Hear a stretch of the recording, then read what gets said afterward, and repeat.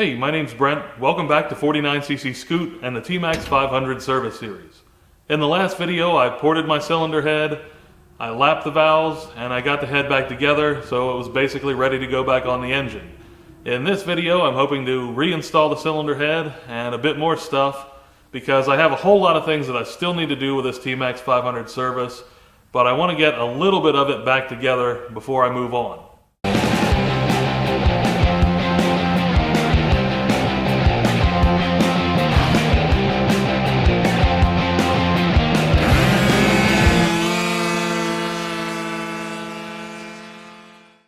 I've got to get the top of the cylinder cleaned up before the head can go on. So I'm going to start by spraying everything with a little bit of carburetor cleaner.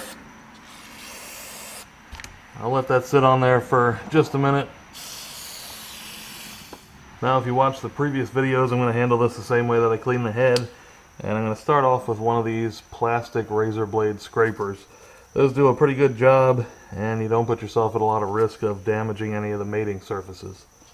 The only bad thing about these is you really do need to change these little blades out very frequently because they wear out quickly as you try to clean it, but you can get big packs of these very cheap.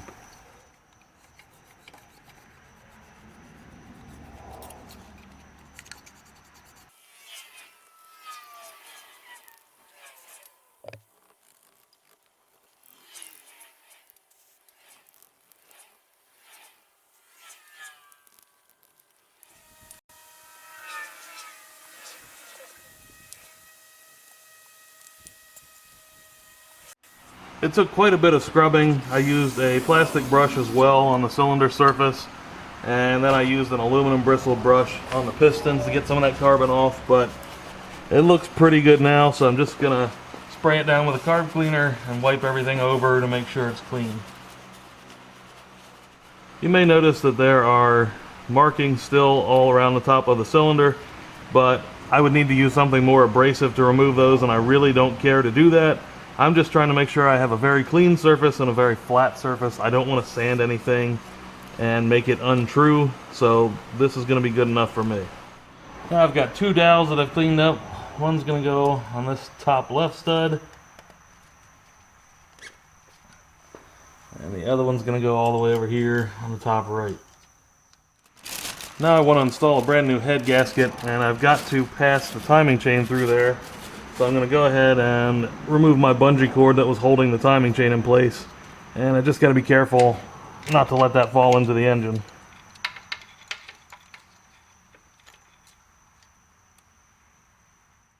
There's only one way that this head gasket's going to match up, so all you got to do is take a good look at it, flip it around, and you'll see how it goes. So I'm just going to pass my timing chain through this slot here and slide that over the studs.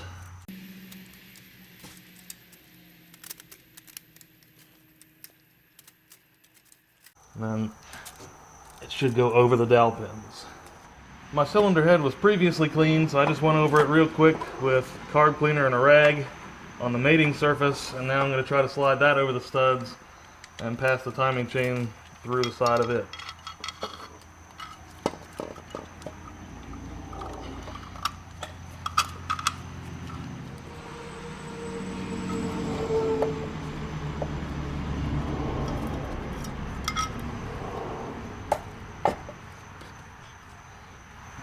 Push that all the way back until it seats right up against the top of the cylinder and the gasket. I'm going to secure my timing chain with a bungee cord once again so I don't have to worry about it. All 6 of the large studs will use washers underneath of those, and Yamaha says to replace those whenever you remove the cylinder head and reinstall it. So I've got those here. Before they go on, I do need to apply motor oil to both sides of those. So all I'm going to do is squeeze a little bit on here and then kind of rub that in, and then I can slide those over or kind of put them down in the holes. I can use an extension to push that down there, and it'll go the rest of the way on when I get the nut in there. Now I want to install the 4 nuts that look like this. You'll see the bottom flared section, that's where the threads are, so that's going to have to go in. The top has a hex in there so you can tighten it, so it'll have to go up towards you. But these need to be oiled. You need to oil the threads, so I'm just going to put a squirt of oil right in there, and then oil the base as well.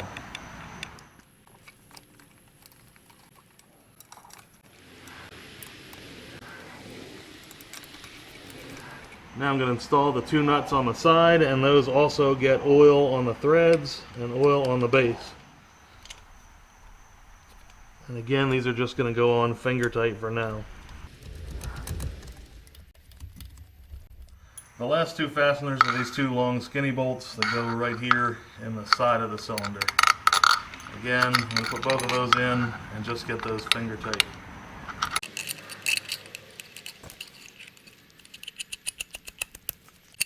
Next, I'm going to use a ratchet and snug all of the nuts and bolts lightly. I'm not trying to get anywhere near their final torque, but I still do want to use the torque sequence, so that is 1, 2, 3, 4, 5, 6, and then 7, 8.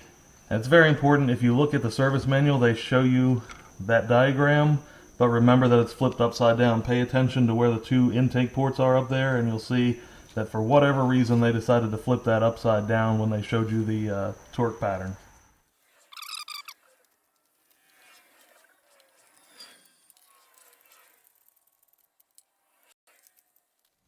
Now it's time to torque the cylinder head nuts and bolts, and they advise to first do these four, 1, 2, 3, 4, in 2 stages. Those are 25 foot-pounds final, so I'm going to do 15 and then 25 foot-pounds. Then these two, 1, 2, or actually 5, 6 in the whole scheme of things, 33 foot-pounds. I'm going to start at 23 and then I'll do 33. And then over here, these two, which would be 7 and 8, are 7.2 foot-pounds. So I'll probably do about 4 foot-pounds and then final torque. I'll go over this as I do it to make sure it's clear. So again, I'm going to do 1, 2, 3, 4, all to 15 foot-pounds of torque right now.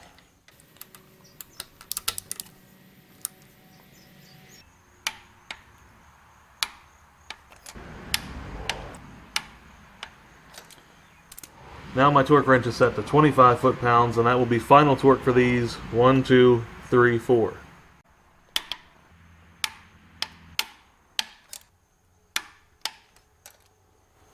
I'll just check these one more time.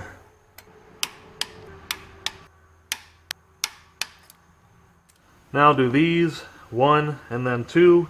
First step is going to be 23 foot-pounds.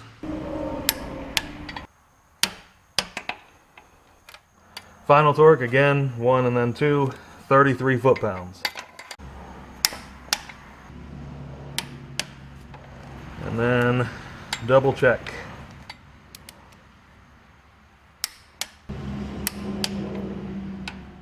Finally, I'm going to do these two, 1 and 2. I'm going to start at 4 foot-pounds.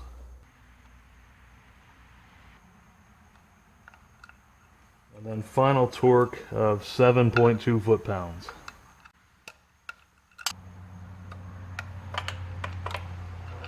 And double check those as well.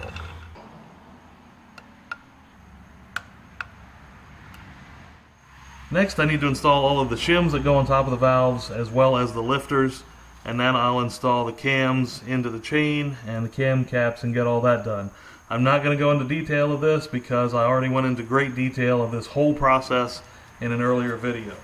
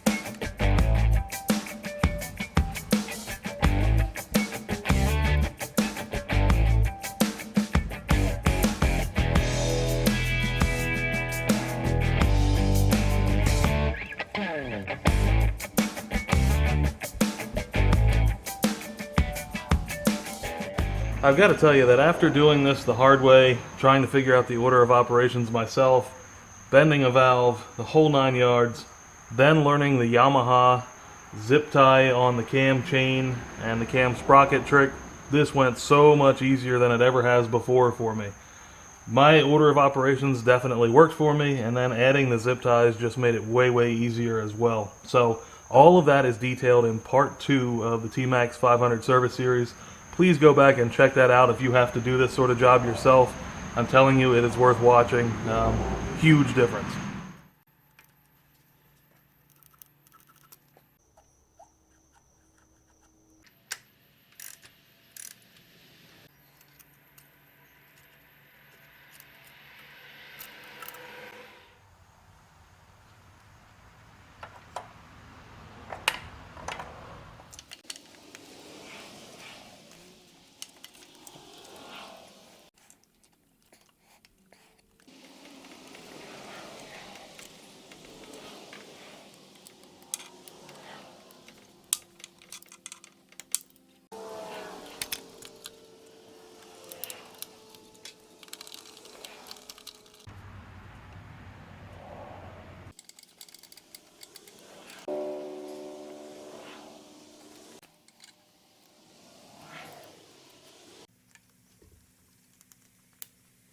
Now I'm ready to install the valve cover, but make sure you install this coolant pipe first.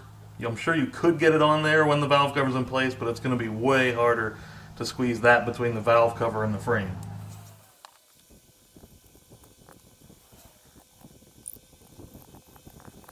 Before the valve cover goes back on, you should replace these 2 seals, and they should just peel off of there pretty easily. And it's got a sealant on there, so you're going to need to clean that out. I'm going to spray a little bit of carburetor cleaner on there, just in that O-ring groove. I'll use a plastic bristle brush to make sure I get all the sealant out of there.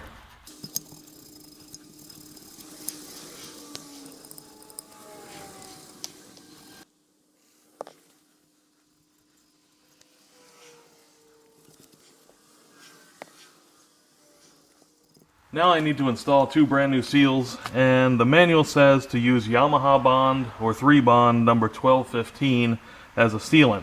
However, when I looked that up I couldn't find it, so I'm going to use Yamaha Bond 4. I'm just going to try to put a very small amount around here on each one of these. And a little bit right around the bottom ring or lip of each seal. Again, really small amount. I don't want it to go in there and then squeeze a bunch out. Push this down into place.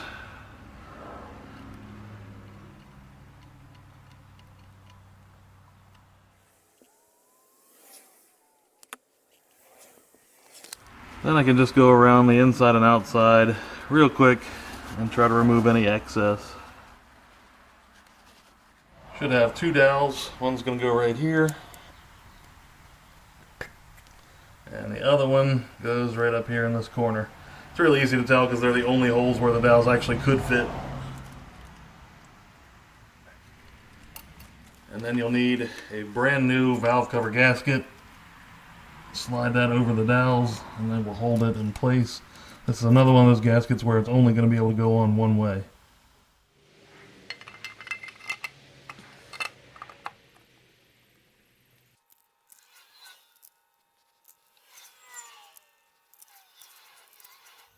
I've got all 10 bolts started, so now I'm going to get them basically finger tight just using my extension here. And anytime you're working on this, you should be using a crisscross pattern. They don't give you anything specific, but try to make sure you crisscross all around there. Don't just go around in a circle.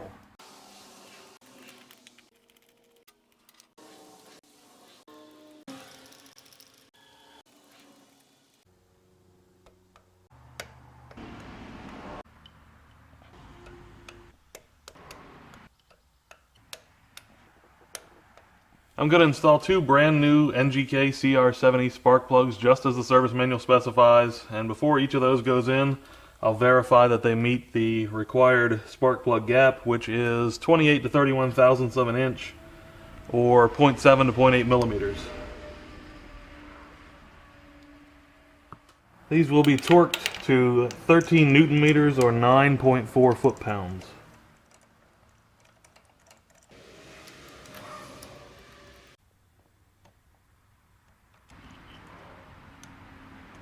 Now I've got two access plugs to install that you definitely don't want to forget. One goes right here, and another one goes in the side of the cylinder. You can kind of see through this little hole. And both of these have O-rings on the back side of them.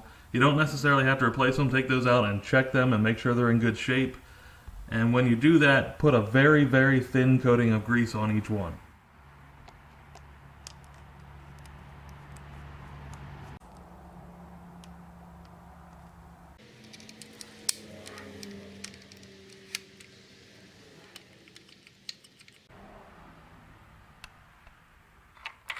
Now I'm ready to install the exhaust. So there's a connection point here. There's one bolt for the back that acts as a hanger, and then you've got the headers up front, the two flanges to connect. What I found is that if I just try to bolt it on back here first, it will allow it to pivot, but not enough that it's easy to install. If I try to do the front first, then I'm kind of wrestling all the weight of the back when I'm trying to get the headers aligned. So what I've done is I've taken a piece of mechanics wire and I've used that to hang the exhaust through the mount on the exhaust and through the frame mount for the exhaust, but that gives me a lot more wiggle room while supporting all this weight, so I don't have to wrestle the weight so much while I try to get the front aligned. On the front side, I've got to get the header aligned with the ports in the head, and I'm also going to have to pull these flanges up and get those aligned with the studs coming out of the head. In addition to that, I've got two brand new Yamaha crush gaskets to install. And the issue here is that they won't just sit on top of the headers while you move them all around, and the head or the port is not small enough that you can just push these up in there and they stay, so you've got to come up with some way to make them stay. The service manual says to coat these with Shell BT3 grease. That is an obsolete thing, and it has been replaced with Yamalube polyura grease. I don't have that on hand, so I looked it up, and it's an NLGI 2 grease that they say is good to 325 degrees. So I think all they really want is for that to be used to stick this in place. I've got Mobil 1 synthetic grease, which is NLGI 2. On their site it says 302 degrees. On the tub it says 350 degrees, so I'm going to call that close enough. I'm going to coat these with grease, mostly the bottoms, put some grease on there, and hopefully that will stick that to the tops of these headers and help them stay in place while I try to get this all aligned. Shouldn't take a ton of this stuff. I think it's going to burn off basically as soon as the engine's really going and warmed up anyway. If you check these out, you should see that one side is more rounded or tapers in here, and the other side is a sharper edge, it's more flat. So what I do is I install the flat side down onto the top of the header, and the rounded side obviously facing the port. Again, I'm going to try to line these up with the ports and the studs, and I'm trying to make sure that the gaskets do not fall off.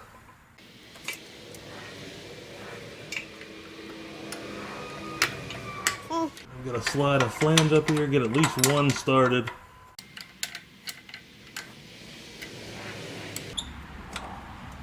There we go.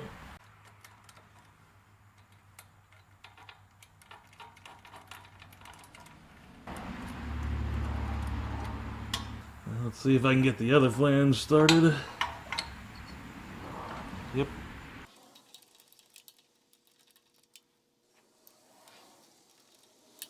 Now I'm going to switch off. I want to see if I can get this bolt started in the rear mount before I tighten the front up.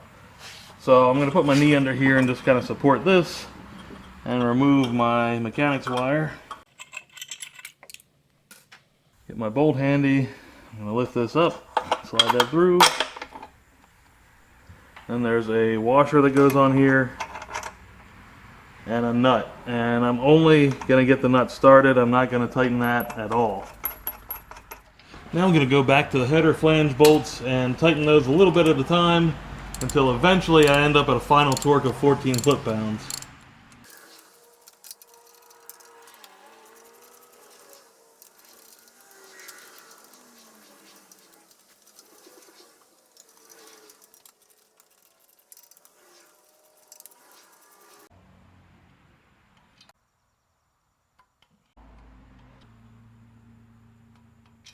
Now back to the rear mount, which is going to get torqued to 22 foot-pounds.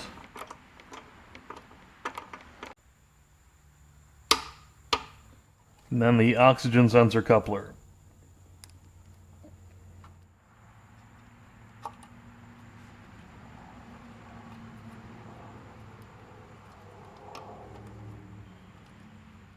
This little trim piece finishes off the exhaust. There's 2 pegs back here. Those will push into these rubber grommets, and then there's 1 bolt on the bottom.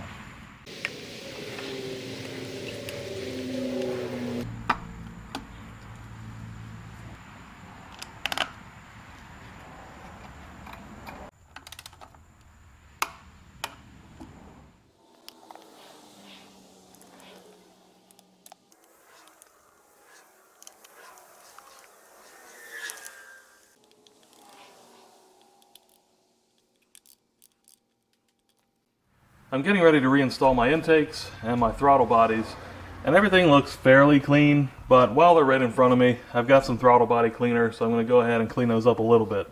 For the intakes, fuel injectors are out. You want to make sure you don't have the little rubber seats in there. They look like this. If they are in there, go ahead and pull those out. And then I'm going to spray a little bit of cleaner in there.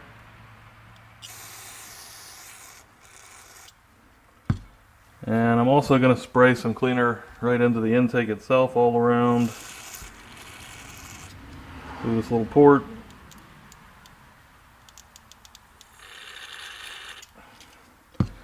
And then I'll let that set for a minute. Now I'll just spray a little more. And then I'm just going to use a paper towel, or you can use a rag, and just see if anything comes out of there. A little bit of dirt.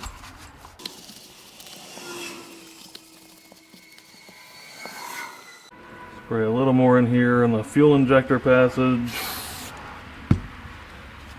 Again, I'm going to get in there with a rag or paper towel in this case. It's pretty dirty, so I'll do that one more time.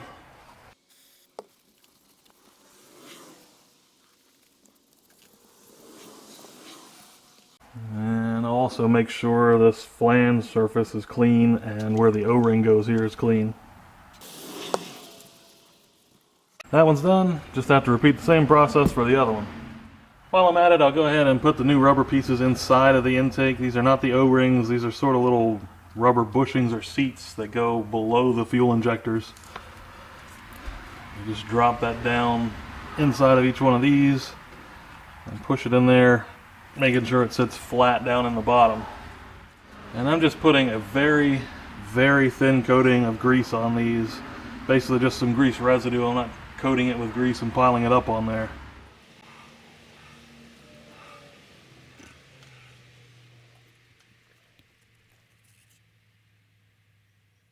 And I also need to replace the hose on this intake. This is a brand new hose.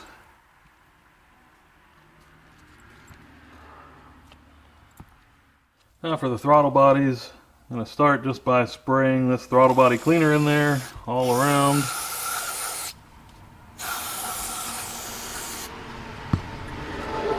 And I will let that sit in there on this side for a minute. And just like with the intakes, I'm going to get in there with a rag or a paper towel in my case, clean out what I can.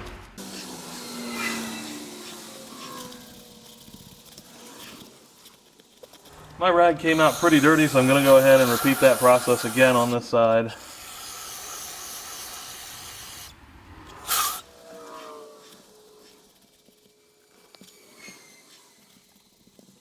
Same deal on the other side.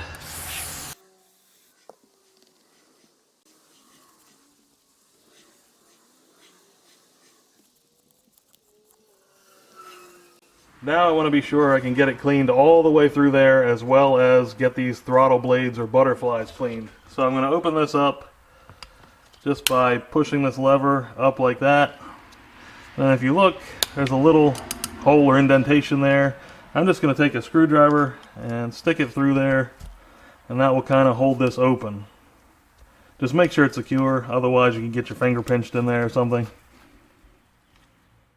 With that open, you can see that there's a bunch of grime and buildup right there where the throttle blade sits. So I'll go ahead and spray both of those out all the way around, and also spray the throttle blade itself. And I have an actual old toothbrush, not a plastic bristle brush, but a toothbrush, so it's really soft and isn't going to scratch anything. And I'm going to get in there and clean all around where the throttle body sits.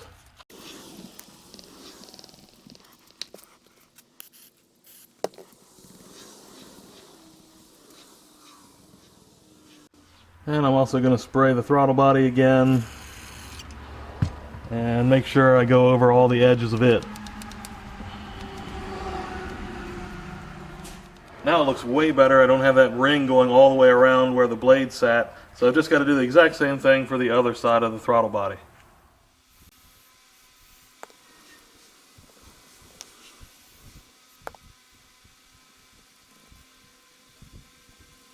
One last step before I can start installing this stuff is I need brand new O-rings on the intakes. So I've got new O-rings here, and I put just a very light thin coating of grease on there, and then I can just push those down into place so they'll stay in each intake.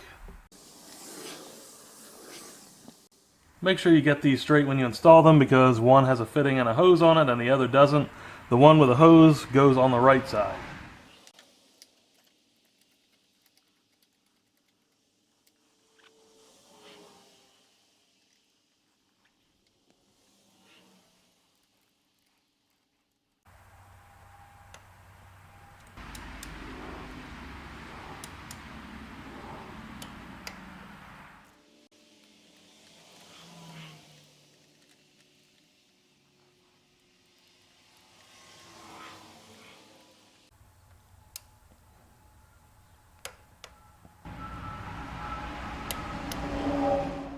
This hose coming off of the intake needs to be connected to the intake air pressure sensor, which is right here. And if you look below this bracket, you'll see there's a little nipple coming off of it right there where my finger is. And that's where that hose has to go.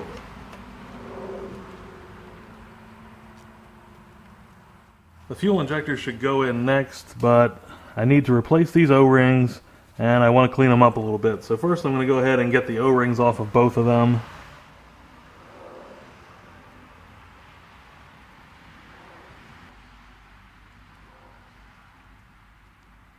And then I can wipe these off.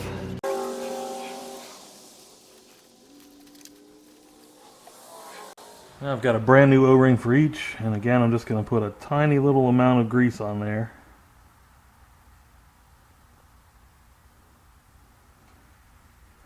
And I'll slide that up into the groove.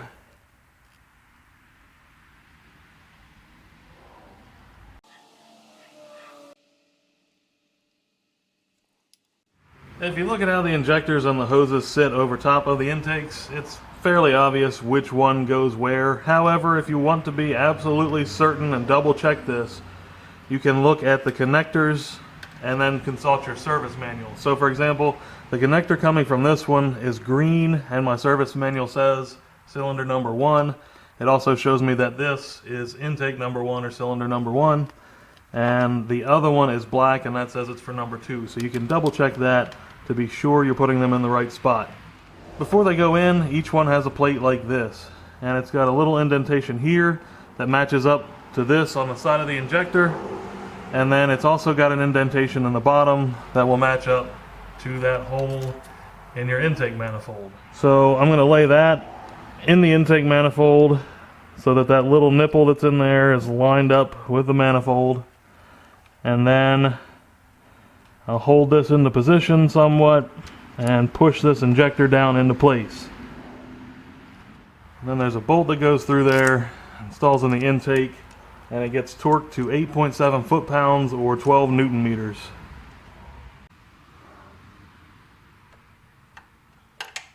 Same process for the other injector.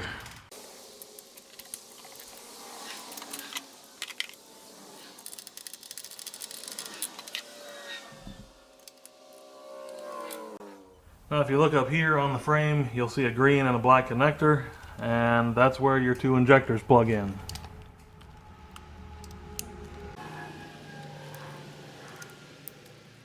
Then you should have a rubber cover, and that's going to go over the two injector connectors as well as these two connectors here.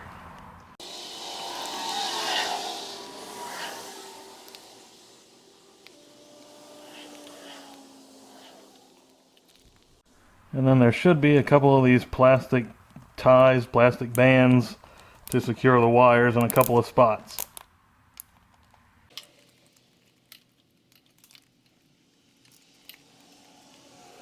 Now the throttle body can be installed. I'll go ahead and push it into these two intakes. I've already loosened these clamps pretty much as they can be loosened.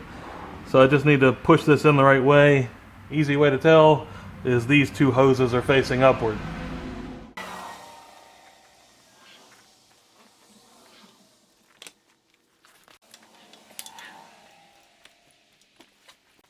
Once you think you've got those pushed in far enough, take a look all the way around where they meet up with the intakes and make sure that it does look like they're pretty much butted up against the intakes, because it does take a pretty substantial amount of pressure to push those in there, and you don't want to tighten these down until they're all the way seated.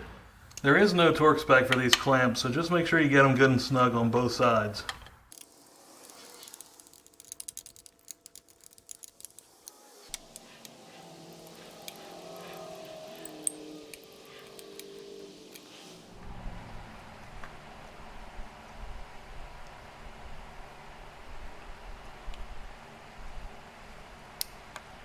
Now I've got the fast idle inlet hose that's going to connect here right by the thermostat, and then it will go up to the throttle body.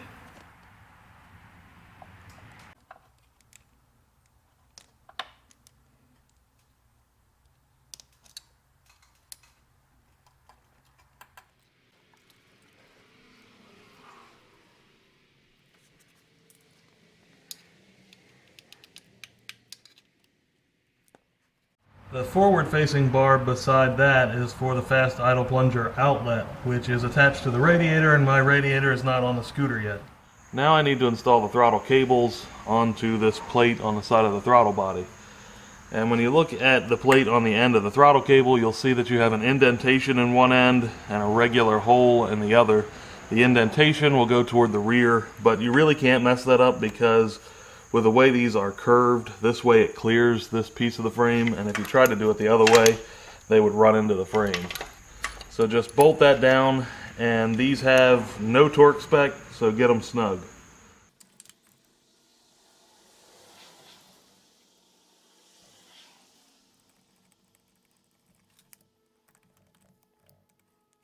Now to hook both cables up to the throttle, you'll see that I have a hole on the left and a hole on the right, and I have a throttle cable coming from the left and then one coming from the right. So the one on the left goes to the hole on the left and the one on the right goes to the hole on the right. I have my controls, my throttle disconnected at the handlebars. It's taken apart, so I can easily pull a bunch of slack into both of these. If you don't have that disconnected, you may need to. I believe I show that in part 2, but I'll correct it and put it on the screen of this TMAX series so you can see how to disconnect these if you need to. But with them disconnected, you can see plenty of slack. To connect these, if you look, you'll see that there is a slot in each one where the cable can go through on one side. So you put this sideways and then twist it until the cable goes through that slot, and then kind of twist it so it goes around the throttle. And then you may want to go up to your throttle or the other end of your cables and take that slack out, because as you can see with the slack in there, it's going to try to pop back out.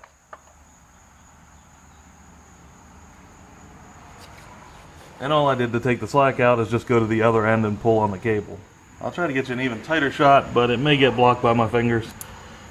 So again, you want to get the barrel sideways and align it so that the cable can go through the little slot right there, and then just kind of slide the whole deal in and let it wrap around this throttle, and then you'll have to pull on the other end to take out the slack. Because these can get loose, especially if you allow the slack back in there like that, you want to make sure you keep an eye on them. I'm not going to put my throttle back together right now because I've got other stuff to do with the handlebars and the front end. So before I put my throttle back together, I want to make sure that I double check that these are still connected in the proper way. Now the airbox has to slide up this way and be pushed onto the throttle bodies as well as bolted at the top. But the first part is just to get this thing up through here into roughly the right position, and you've got to do this from the bottom and the front. I do want to say that this airbox has already been taken apart and the filter has been replaced. If you want to see that, I'll put the info on the screen for which video I did that on. So I'm going to push it up here.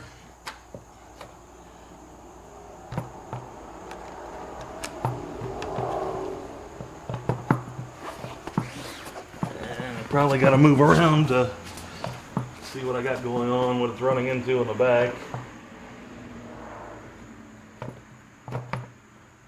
When you're trying to get this in place, you should see that you've got two snorkels. You've got one on each side, and there are two holes in the frame where they go. So you have to kind of push them up and angle it back into those.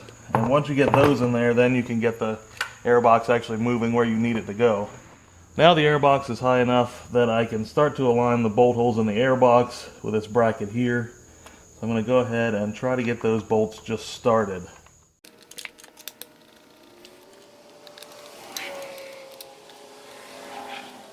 Now you can see that I've got my airbox aligned with the throttle bodies, but I've got to go around front and try to push the airbox onto them.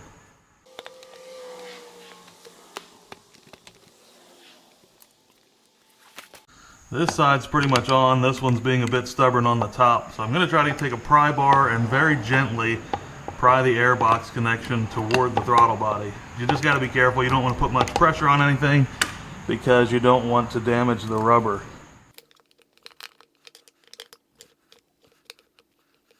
Trying to just slowly work my way around there. Starting on the bottom. There we go. Now it's popped into place. You want to make sure you get these clamps positioned so that the head of the bolt is facing the outside of the frame for each one, and that way you'll be able to come in from the outside of the frame through a hole, and then you can tighten these up. And again, no torque spec here, just get them nice and snug.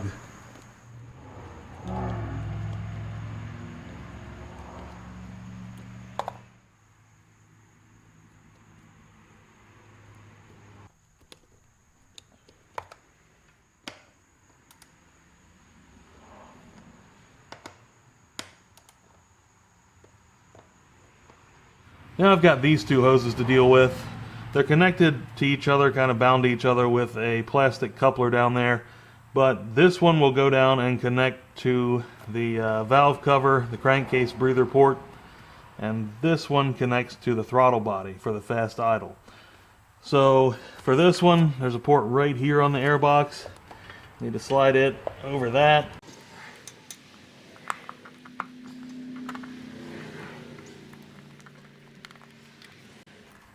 And this one connects to the port right here. Actually, I realized after I did a few more things that this hose should probably come back over here, and I went back and checked, and sure enough, it needs to come over this bar, and that gives it more room so you don't have to worry about it being kind of cramped up and kinking it. Go ahead and fix that.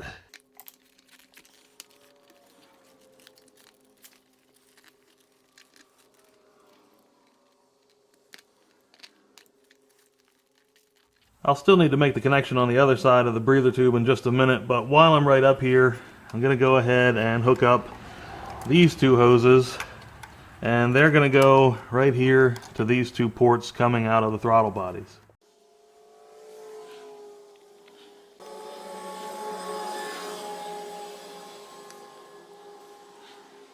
Then I've got these little plastic holders here. I'm going to set them up facing upwards and sideways like that, and then the hoses will go right into those. And also right in the area, I've got this intake air temperature sensor. And there's this port right here. I'm just going to push that in. It's a rubber piece. You can see it seats in there. And then I've got a connector right here to plug in. Now the connection for this breather tube that came from the top, that's going to go right here on the valve cover. Just push that on, and then it's got the same kind of clamp that everything else has been using. Also going to go ahead and make the spark plug wire connections, but the problem is I have 2 wires, 2 spark plugs, and no labeling as to which one goes where. But if you find the ignition coil, you can figure it out easily, because this forwardmost wire, the front wire, is for the number 1 cylinder, and the rear wire is for the number 2 cylinder. This is number 1, and this is number 2. So if you're looking at the front of the scooter, the one on your right side is number 1, and the one on the left is number 2. So again, here's the wire coming from the forwardmost position on my ignition coil over here. I'm going to take that and plug it in here to number 1.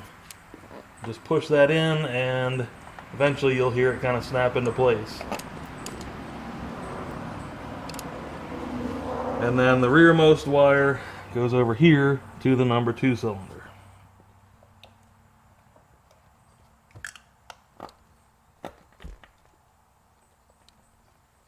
At this point I could install the radiator assembly up here, but my jack stands actually sit under the radiator supports. That's the best place that I have in the front of the scooter to have it on jack stands, and for some of the work that I'm doing, I do like having it on jack stands. It's a bit more secure than just the jack and the center stand. So I'm going to leave the radiator off for now. I'm going to go ahead and wrap this video up here. I will say it's been nice to put some things back together instead of always disassembling the TMAX, because honestly I'm getting a bit tired of it being a paperweight in the garage. But with that said, in future videos for the TMAX 500 service series, you will see me taking more stuff apart and then putting it back together, so the disassembly is not totally finished at this point. But again, it's just nice to make some forward progress.